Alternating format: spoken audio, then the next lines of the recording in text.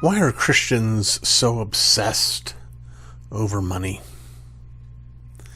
Well, if you've been listening to these Ask RCs for any length of time, you know that the first thing we have to do when answering the question is ask if the assumption buried in it is true or not. That is it actually true that Christians are obsessed over money?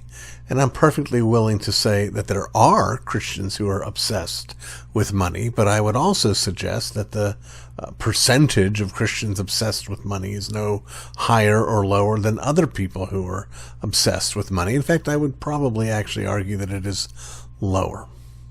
It seems, however, that Christians are obsessed with money, I think, for a couple of reasons. One, the Christianity that so many outside the faith are familiar with is that which they might see on their television, which comes to us principally, not exclusively, but principally from proprietors of what's called the prosperity gospel.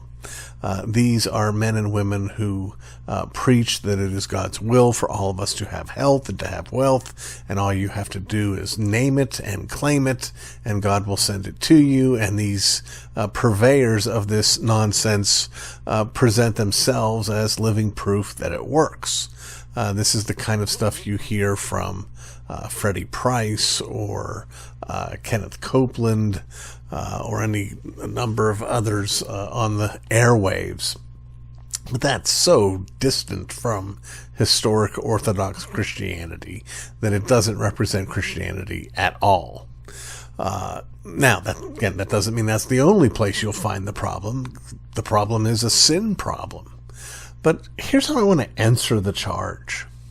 Well, let me get to the second reason first. I think one of the reasons those outside the kingdom of God feel like Christians are obsessed with money is because the other time they run into Christians is perhaps when they visit church. And in our worship service, we typically collect an offering. We pay our tithes. We believe that God's given us an obligation to give back. And what an irony it is that those who feel no such obligation, because they're uncomfortable in hearing that obligation mentioned, want to turn and blame the ones who are actually giving back for being obsessed with money. Which leads us to the broader retort. Where are the hospitals that have been founded by atheists, that have been financed by the voluntary contributions of atheists? Where is the local atheist soup kitchen or rescue mission? Where is the local atheist crisis pregnancy center? Now, I'm not saying that Christianity is true because, we get more positive marks for acting out of compassion. That doesn't make something true or false. I am saying that what it does make false is this assumption in the question that Christians are obsessed with money. Christians love to give.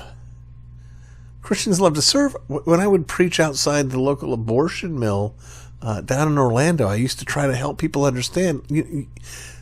We're out here in the heat. They're in there in the air conditioning. They're getting paid. We're not getting paid. They will kick you out on your ear if you don't have your money. We're not only not asking you for money, we're going to give you stuff.